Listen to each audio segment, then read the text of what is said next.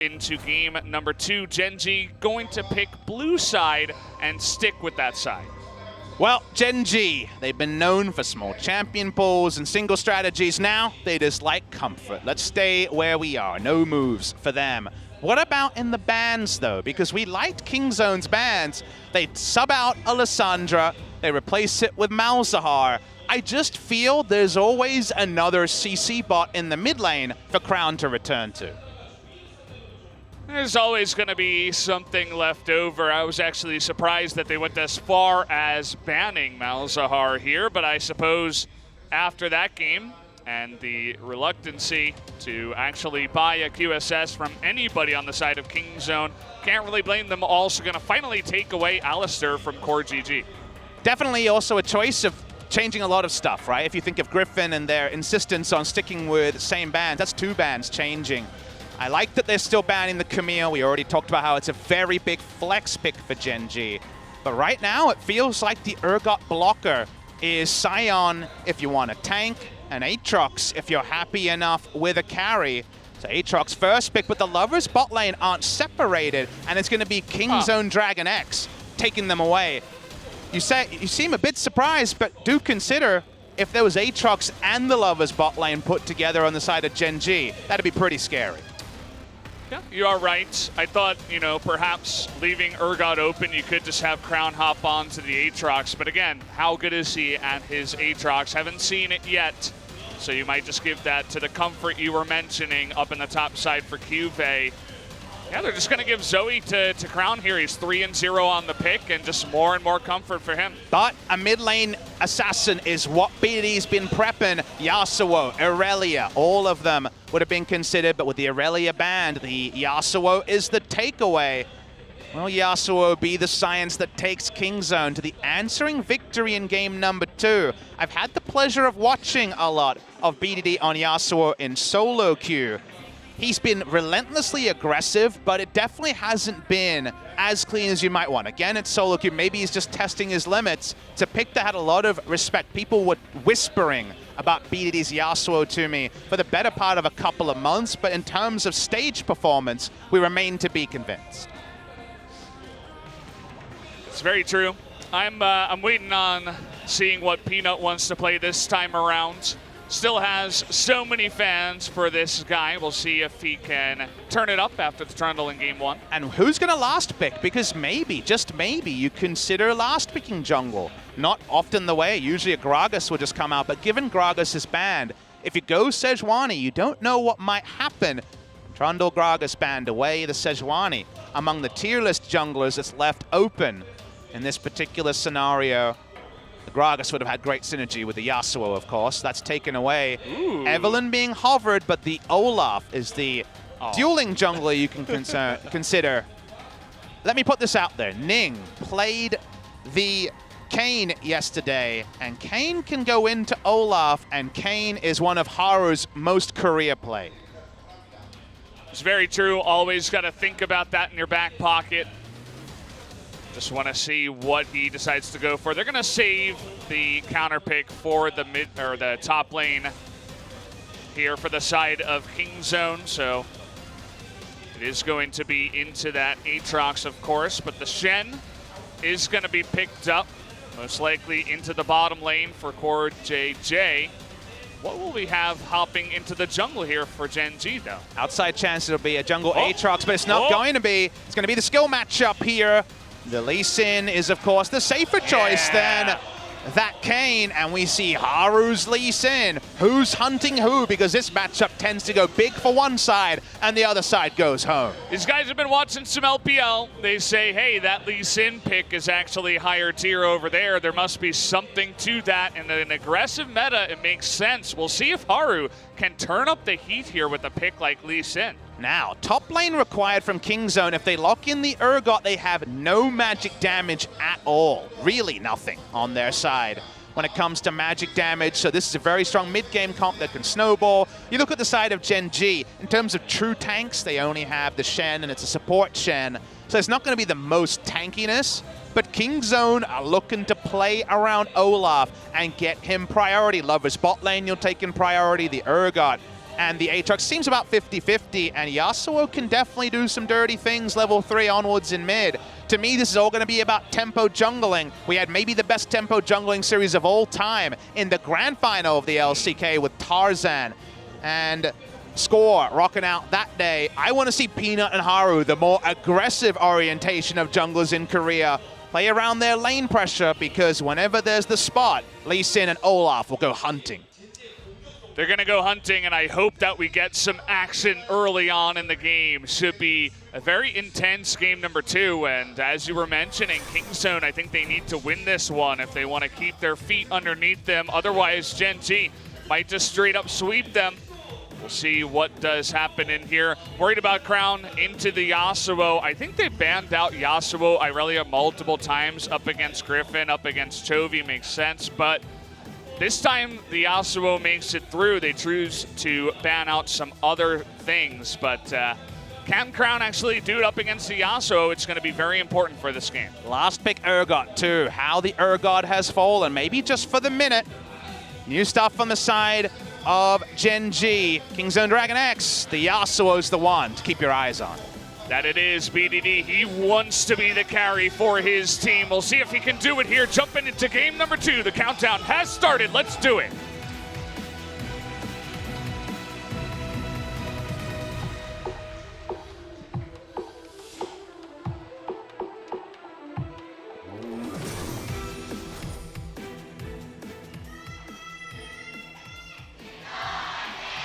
생성까지 30초 남았습니다.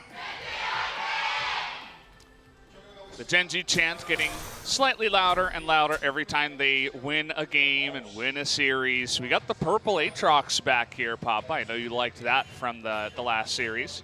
Cuvée trying to make me a biased caster. I will admit my bias. I'm biased towards that chroma. Looks awesome. Cool to see. I don't know why we faded to black. There's no Nocturne in this game.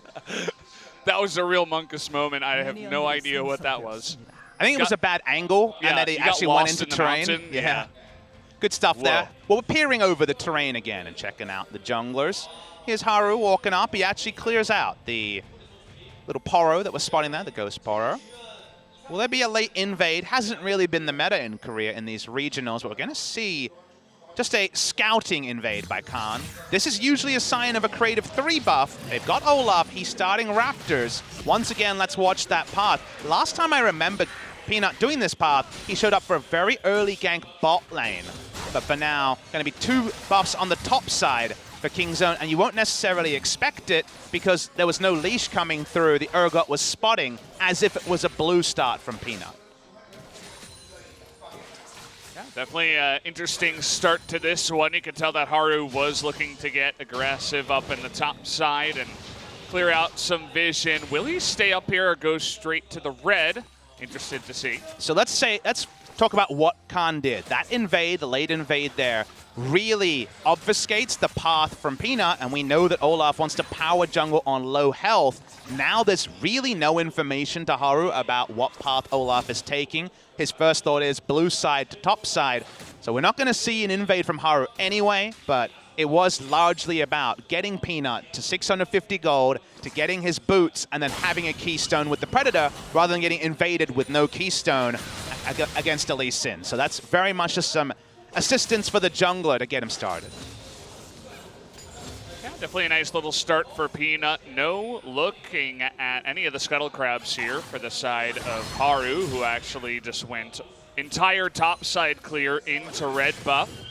And they do have a ward on that Scuttle Crab, so Kingzone do know that the Lee Sin should be down towards the bottom side of the map. Looking for a play into the mid lane here is Haru. We'll see how close he can get. There's that red buff. He has to flash the Trouble Bubble, otherwise he's pretty much dead meat, so already able to get the flash here is Haru. Nice play, very low kill pressure, but of course very, very likely to blow the flash. And now BDD can't go for the same aggressive surfs because he doesn't have the flash out available.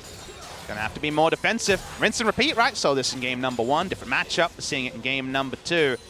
Any little assistance you can give Crown, it's gonna be so big at getting the lane going, and Crown and Haru were the best buddies when Samsung Galaxy was really rampaging through the regular season, kind of the only time they ever have, spring 2017. Oh, he got the big yeah. crunch. Juve going alpha mode into the enemy jungle is able to steal away a hefty amount of golden experience off of that camp. Means that Ruler and CoreJJ can do whatever they want because they know there has to be a full reset, boots, and second jungle item, Talisman, picked up from Peanut. Not going to interrupt him, already had the 650 gold, as we can see. Definitely just an annoying thing there for Peanut. Is going to get priority on the map here after getting those boots and going back to buy. The Lee Sin Haru should go back after his Crux, so a little bit more opportunity to be active for Peanut, who was heading down towards the bottom side. CoreJJ and Ruler walk up. Do note that the CS is very even between the two duo lanes. If you are Varus, you are going to win basically every 80 carry versus 80 carry duel, but there's such an advantage having Rakan over Shen that you would expect there to be at least a tempo lead for Kingzone in the 2v2. We're not seeing that. But with the tempo right now, with the ability to walk up to the lane, Olaf going for a very early Drake take at 5 minutes into the game. He is going to get away with it, too. There's one ward in the Pixel Brush for Gen G, but Lee Sin goes top jungle. Gorilla comes on over. Easy smite, and that's an Infernal here to start off game number 2. If you're wondering as to the why, it's because that's the Olaf gank timing with Predator. So the bot lane of Gen G's hanging back, worried about the gank. We see Oceans attempted by an Olaf around that time. It goes for the Infernal, is able to pick it up anyway. Damned if you do, damned if you don't, as Gen G's duo lane, if you don't have your jungler there to help spot. At the end of the day, it does look like just the Raptors will be taken away and Haru on an aggressive path to the top lane, but already some pings being thrown out as it seems like Khan has a good read on exactly where this Lee Sin should be going. Has one corrupting potion stack as well. He has his E and flash, not very reliable. Take him down, so Haru, after that great mid lane gank, is going to be on a ward. So suddenly his positioning is pretty predictable, and we already talked about how this is feast or famine jungle matchup. See what Peanut can do now that he has even more information about the enemy, as the blue ping comes out to spot Lee Sin, sorry, Olaf, I should say, on the bot side. Saw this early game with that play in the mid lane. Actually, Crown is getting pretty far ahead of BDD now, who has had to play pretty passively after the way this early game did go. You got Gorilla and Peanut, though, now heading towards the mid lane, looking to push this one into Crown. I think Peanut really needs to stay ahead of the curve. Talked about it in Champ Select. No magic damage on the side of Kingzone. Means the build pass eventually really do lack that same oomph when you only have to look at one type of combat stat to itemize into. So far, so good when it comes to that presence on the map. But really, the timer is against Kingzone. Not in a massive way, because it's not huge tank frontline Ornn and Sejuani kind of game. But still, the pace is on, and Kingzone trying to steal away the blue buff. They did spot Haru here earlier. They spotted Haru. They know that Crown has to go back as well. It's a pretty easy play. They have the timer on the buff as well. And take a look at that purchase from Crown. Goes for Ninja Tabi immediately, plus the Dark Seal and 2 control wards as well. Well, he knows his role. That's the thing about Crown. He knows his role. Merc Treads Rush, very common for and against Zoe. Ninja Tabi, control wards, don't die, do not be solo killed, do not allow BDD to hit the side lane with an early 2 items and warp the game. Side lane options, unless the Aatrox can actually duel the Yasuo, are limited. Gen G want to hit 1 item onto Crown. That 1 item's not Ninja Tabi, by the way, it's Luden's Echo. Yeah. And 1 or 2 items onto Ruler and start sieging. They have very strong siege with Zoe and Varus. And anything to interrupt that, anything to work against those timings and allow BDD to hit the side lane is not something they can allow. Taking a little look down here in the bottom lane, there hasn't been much action, even though the Shen could make some plays with the flash, especially level 6 Lee Sin. I think now that he has his red buff, he might be looking to get aggressive here. Will be spotted, though, on a control ward already. Peanut is nearby, but Haru, let's see if he can invade, actually, into the blue buff area. He really wants to take bot side control, because the one thing that's actually worked against Gen G has been RNG, actually, because it's Infernal into Infernal spawn. Haru is here. The control wards are down. Olaf is doing no counter ganking.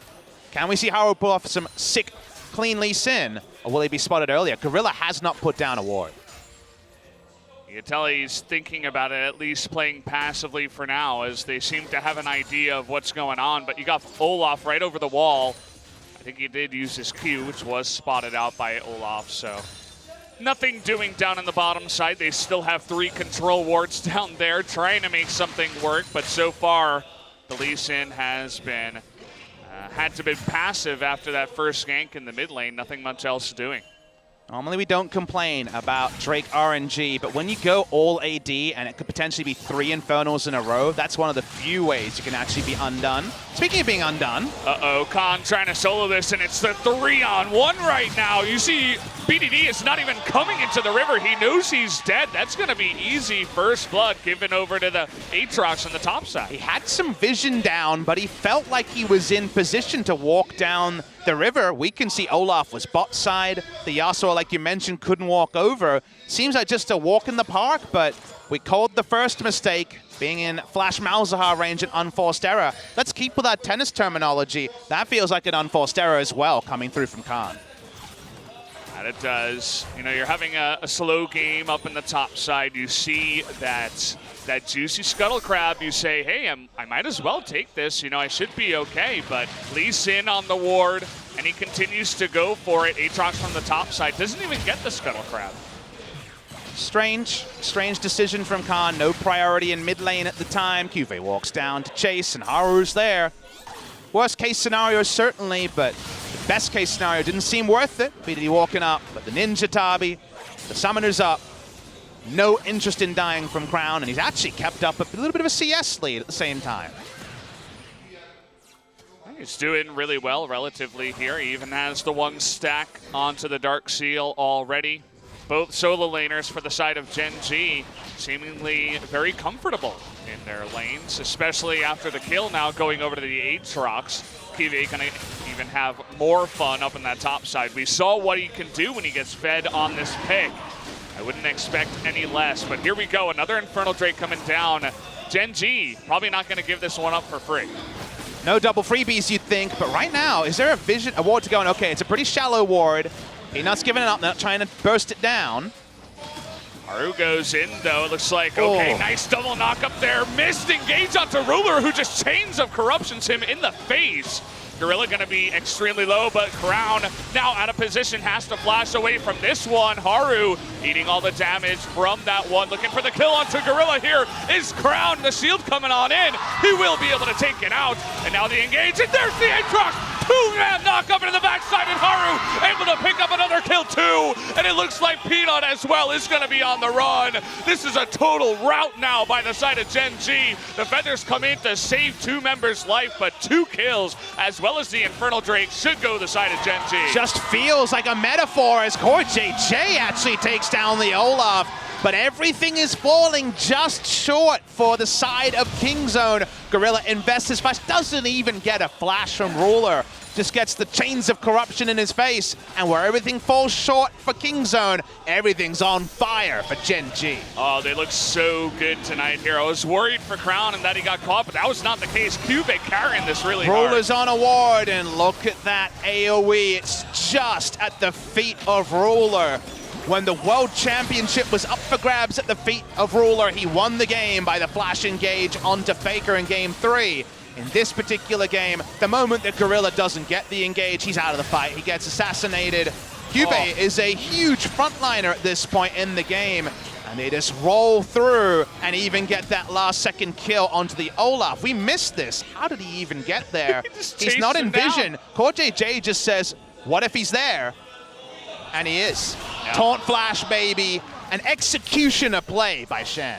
Yeah, and Peanut, he has to know. I mean, there was a ward to spot Shen going into the jungle, but he just took the risk anyway, thought there's no way he could die to the Shen, but surprisingly, that does happen from time to time from the Shen, and Even though Xayah did a ton of damage on the retreat, it was just a disengage. There was no kill pressure. She was just doing it to get away from everybody. And now the game is falling heavily to the side of Gen G.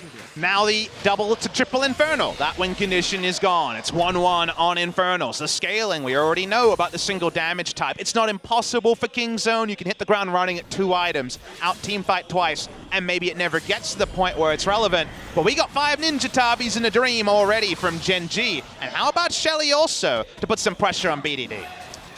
It's going to be extremely early. Peanut trying to get on top of the Lee Sin here, actually chasing pretty far, and it looks like the knockup comes in, and down will go the Lee Sin, but Cuvée is so strong right now. He just dunks him in the face, and also Gorilla going to go down to the Lee Sin. Cuvée still on the chase here. Nowhere for BDD to run or hide. A double kill now to the Aatrox. Every single Q from this Aatrox, a dagger into the heart of Kingzone DragonX World's Hope. Cuvée's gauntlet buff has been so amazing. He's had another just indifferent regular season, but when World's on the line, you know he's going to be there and looking strong. The Gen G we all know and love, they won 2 gauntlets in a row. They're looking to win a 3rd one now. We're only halfway through, just the beginning here even of game number 2 in the series, but it already feels that way. So let's see how this starts. Haru's just putting down Vision. He gets started on by Olaf. He wins that trade. Let's watch it from here. Rakan goes in, gets their man, but watch on the backside. Rakan was like, thank you very much. I'm going to go kill that person. However, Prey's left all alone. He was walking up down the river, and he's in melee range of an Aatrox. You gotta think about both sides. You can't just think about killing someone. Your AD carry is nuked to the Nether Realm in 0 seconds. Definitely felt like an odd decision. I feel like they didn't have all the vision to make a calculated, knowledgeable play there. As you mentioned, they saw someone and they said, let's try to kill that person, but it looked a little bit wonky. Kingzone so far not impressing here in this best of 5. And Haru on the Lee Sin has been, even though he did kind of get crushed in that last fight. He's still putting up the pressure on that play. Kingzone DragonX, so desperate to get away from the mantra. Everyone knows the name for them now, Valdez. It has some variants, but it's chokers. That's the only word you could use. Kind of the term I think of when I see a performance like this, where the game is there to be won, and it's not just Prey making mistakes. We saw that big mistake from Khan as well.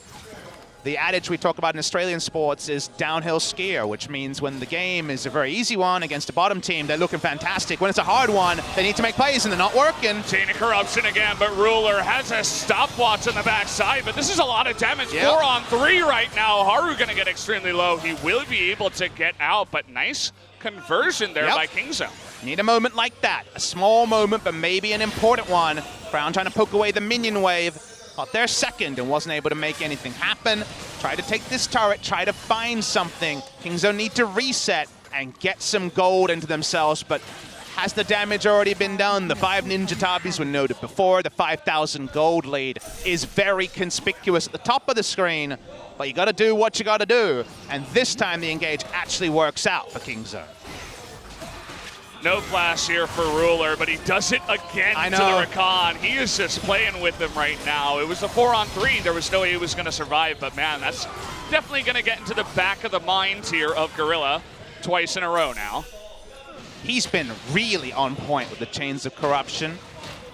Very, very impressed by that one. Gotta say, between Chains of Corruption and the W from Shen on top of Ruler, that stuffs a lot of damage coming through from the Yasuo especially. And the short-range physical damage threats. Ninja Tabi reduces auto-attack damage. The Spirit's Refuge just counters them completely. Yeah, seemed to be a good pick. At that point, they already knew Xayah, Rakan, Yasuo, Olaf, and so they say, even if it's a top lane AP, the Shen gonna be good regardless. Just one of the support champions that were left over as well. We noted that the Alistar was banned away, as well as the Braum in the second stage and the Morgana. We got another Drake coming in here. Crown not in the best spot, has to use his real flash as he was a little bit too aggressive there. They want to be a bit more slow and steady with the setups here. They got Zoe Varus, and The summoners are now down on both. So there's a lot of different creative angles that Kingzone can find and engage on, and Gorilla has his flash. But if you make the wrong engage and don't get your man, you lose inhibitor at pre-20 minutes. So Kingzone need to be proactive. They're set up to be proactive with those summoners being down on Crown and Ruler. However, the downside is certainly there. Gen G corralling them right now. Level 13 Cuvee over level 10 Peanut is doing that work. Uh-oh. Okay, Prey. Crown just says, get the hell away from here. This is our Mountain Drake, and after 2 members get chunked, not much you can do. Also pushing in the top lane here for Gen G, so really good map movement for them right now. I always like to talk about my meanwhile ats, but the Observer's doing it for us. Everything is stacking up for the side of Gen G. And the moment you're saying engage or you lose your window to a team that was 5,000 gold behind, it lets you know that Kingzone are in a really desperate spot. We were already mouthing about how low their percentage would be to reverse sweep, given all the out-of-game factors that have worked against Kingzone since they went to MSI. Already this game seems so tricky for them. And we're not going to be seeing a high damage Yasuo build either. He's going Sterix, he's going for just a bit of staying power, but will the game even be there to be won by the time his 3rd item is complete for the Yasuo? I feel like the biggest thing they have to worry about right now is level 14 Cuvee 3-0-1. What do you do when you have, you know, a squishy support? You have the Yasuo who's not tanky. That's part of the reason why you went to Sterix. If any kind of flank comes in from the Aatrox, we're going to see a lot of members die here. Core JJ, not in the best spot, but is able to taunt his way over the wall. Should be fine. I don't have an answer for you. That is a proposition that sounds really scary because, like you say, they're just not set up to deal with something like this big an edge. He has Death's Dance already. My God, Ninja Tabi Death's Dance, a bit of health from the Black Cleaver. He won't die. He leeches a whole hell of a lot from his Q, especially as well in a team fight. So, yeah, you just lose. So maybe fight where he's not. We'll see how that works for them. We got teleport right now on Cuvee, so if any fight breaks out, I guarantee he's going to be there. Right now, he's actually just running at the enemies, as nobody can quite get close to his level. He's 2 levels over anybody on the side of Kingzone, only BDD and Khan at level 12 right now. Problems of their own creation. They only have Rakan for the setup reliably. Also, Khan is going to be able to set up the last breath, but Rakan is certainly the one who you want for that. Haru just takes Lee Syndrome Q. He doesn't care. Yeah, he's going in. Oh, baby! Okay, that's an interesting play. VDD gonna get extremely low on the backside, and he does go down. Cuvee just zoning out Khan, and here he is into the back line. The flash taunt on top of Prey. He is able to get out of that one, but not anymore, as the trouble bubble and the giant monster ran at him and got the kill. Gen G so far ahead. Let's see what they do from here. Haru's Lee Sin IQ doubled in a second. He went from 100 IQ Lee Sin to 200 IQ with jumping over to get the Yasuo into the mid. Yeah. They take Yasuo down. They're on the Baron. Haru himself, though, pretty low on health. Now he's a 50 IQ Lee Sin, struggling to stay alive underneath the Baron, but he'll be there for the smite. Peanut just trying to get some vision, throwing in some axes. Haru now has some of that health, looking to burst it down. There's the flash taunt to make sure he gets it. The smite, though! Oh, no! Peanut able to get over the wall, but everybody else should be going down here. The flash on over for Khan. Just the chase coming in here. BDD and Prey coming on up, but BDD maybe a bit off a little bit too much, buddy. It's 1v5. The Yasuo not gonna survive. It's science, baby, as he goes down. Somehow, it's been a year since the last time, and nothing has changed. We're looking at a 3-0 for Gen G this time, after the 3-0 that surprised everyone against Longzhu Gaming for Samsung. They're running over them, and even a Baron steal from Peanut isn't going to change the 7,000 gold lead. Not much you can do. It looks like it was smited a little bit early. I saw 100 health as Peanut got in there and got the smite down. Well, watch this one. Haru low on health to start, of course. He gets the heal from Crown, so it means he has a bit of health. The light is going to be clean. The interruption comes in, but Peanut's in the pit at 1,400. Let's watch for the first smite. Yes, too early and then claimed from Peanut, who didn't smite. He actually just took it down with, I believe, his reckless swing. He takes it down. That true damage is much smaller, but ends up being enough. And then BDD, just like when he was over-eager on the Syndra against Malzahar in Game 1 of the World's quarterfinal, why is he diving in now? The fight's over, mate. He was the only one with Baron left, too. Actually, the Xayah Prey did not come up in time to get the Baron buff, and so even though they steal it, they get the gold. There's less pushing here from Gen G. Nobody on the side of Kingzone can use that to defend, and it's still a landslide right now going to the side of Gen G. They're 7,000 gold ahead at 23 minutes. Definitely looking even more one-sided than game number 1. The person who looks the most against expectation is BDD, and he needed to be their hard carry today. He's been so wonderful in the second half of the season. We're going to look over some of the Spo TV history here, looking at Cuve's involvement, and Cuve and Haru linking up in general. Haru has been outstanding in this particular game on the Lee Sin. You don't think of him as the top-tier Lee Sin player in Korea. Spirit and Peanut probably more famous on that one, but he has been great in this game. The pressure is on, and Kingzone DragonX, they got to win every team fight triumphantly, otherwise this game is just going to straight up end. Haru showing that, hey, you can ban away my Camille. Yeah, you can take away other picks. I still have Lee Sin in my back pocket. It's just an annoyance for them because they got the Olaf. They were comfortable about taking that away from Haru after game number 1, but not really the case, as he's looking really good. And once again, the Aatrox first pick here for Cuve. Let's see if he can go 1v2, though. Doesn't look very likely. He's going to be ulted in over the wall, and not much else. Actually, we got Xayah coming in here to try to help out. He wanted to try to burst her down, but it's not going to happen. Converting on a kill, but a kill for Infernal Drake, that's going to be worth every time. Definitely accepted his own fate. Wasn't even looking for a 1-for-1. Just tried to get away and couldn't do so. Everything connects from the side of Kingzone, but a kill for an Infernal Drake. You definitely take the Infernal, as Gen G are the rich. They're getting richer. And unfortunately, Kingzone on welfare, and the Ninja Tabis are already a bad sign.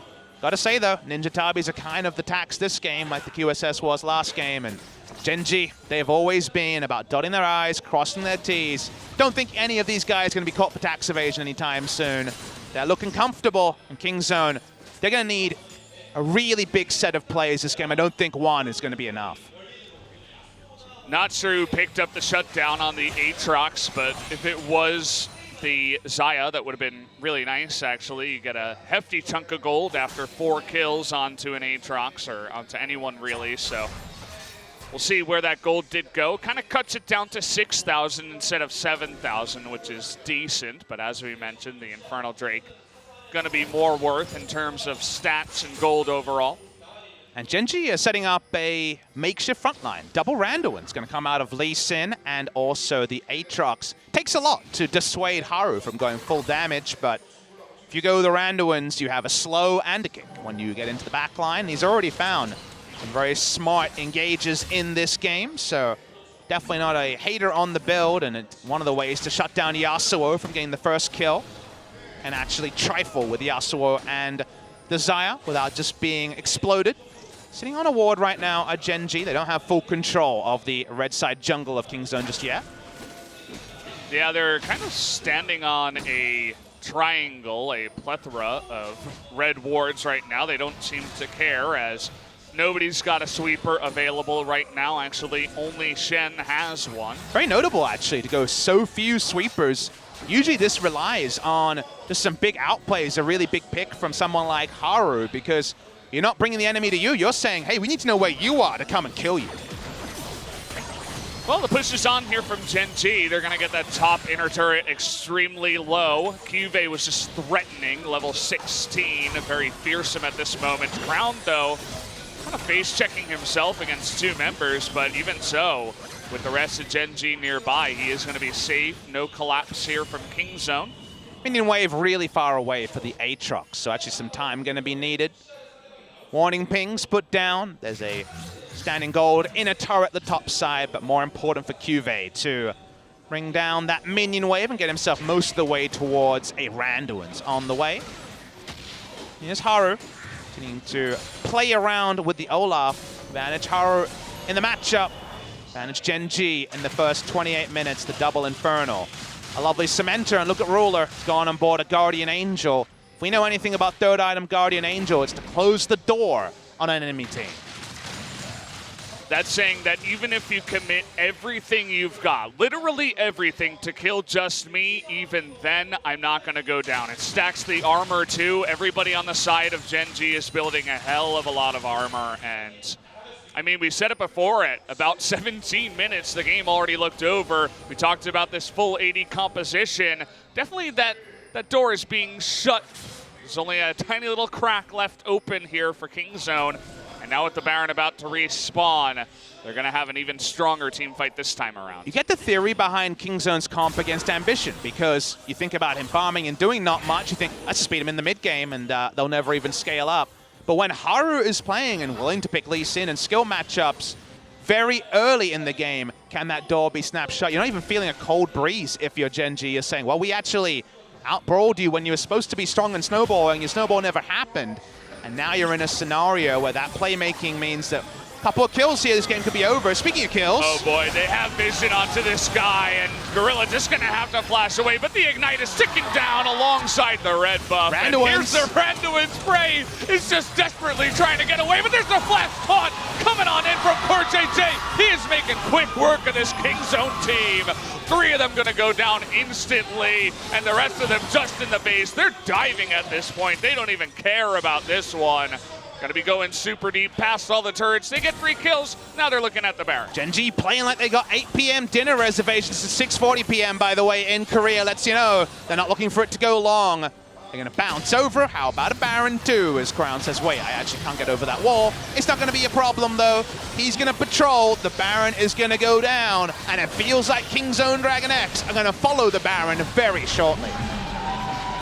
This is not the matchup you wanted to see for Kingzone, having to go up against Gen G, but Gen G living true to their name, the killers of Kingzone right now. The trouble bubble as the bait onto Crown was actually a bait onto Gorilla. Could Ruler just miss one ultimate to make us feel human, because everything is connecting this game. And then Core GG comes back. He took a bit of a sleeping break and he decides, why don't I get both the carries? Takes down Peanut, takes down Prey. Nothing doing for Kingzone DragonX, and BDD may not be the first man in, but he tries his best to get out. He knows there's nothing he can do. I love Haru going so deep behind the inhibitor too. He's having a blast, I'm sure you guys can tell. The junglers, they beg their coaches for sure. Hey, can I play Lee Sin? Can I get aggressive? Please not Sejuani again. Haru just going off on this Lee Sin, and his coach gonna think twice the next time he asks him. This game doesn't end. Does Gen G go perhaps the most bad manners play and have everyone go Ninja Tabi Guardian Angel? Because they're going to have 3 of them. Yeah. I'd love to see Zoe with Guardian Angel keeping the manners going. But speaking of manners, Cuvée gonna just dodge this ultimate engage from Gorilla, just saying, oh, hello. And now he's going 1v5, actually. Look at Prey's health, just 1 auto. Looks like 850 damage as Prey is now pretty much out of the fight. The Baron push is in effect. As Gen G, they're looking to close the door shut this time around. well, the game end on this push. Ruler tanks up. He's got armor. He's fine. Haru patrolling. He has no flash, but you know he's thinking about his insect if he can pull it off. Look at Cuvée too, just level 18 in the front line. Nobody can touch him at this point. Even Crown, he's got a fully stacked Dark Seal. If you were asking for the Guardian Angel, I'd be happy with the Magi's at this point. You know, a little bit of BM, but hey, it's not so bad if you're not gonna die. But Gen G just looking for that tutorial victory, a giant push in the top side. What can Kingzone do? Doesn't look like much here as Core JJ looking for another engage, and there's the trouble bubble onto Rule, or rather Prey. He's gonna be taken around by the backside, and down you go, as Gorilla was not able to block for that one. And there you have it, Cuvée going 1v3, gonna Randuin's everybody just for the effect. Finally, Gorilla hits a grand entrance for the first time, and there you go, GG. Game 1 goes to Gen G. Gen G do not often style on their opposition, but they were styling all over Kingzone DragonX. They seem to be the only predators on the map. Seem like helpless sheep to Kingzone. 1 by 1 do they fall, making some mistakes, not respecting vision, and by the end, just getting rolled over. Gen G have played themselves into form, their 12th game in 3 match days spread over 6 days, but they haven't missed a trick. They do not look exhausted. Kingzone and DragonX seem to be wearing their emotions a lot clearer than their opponent.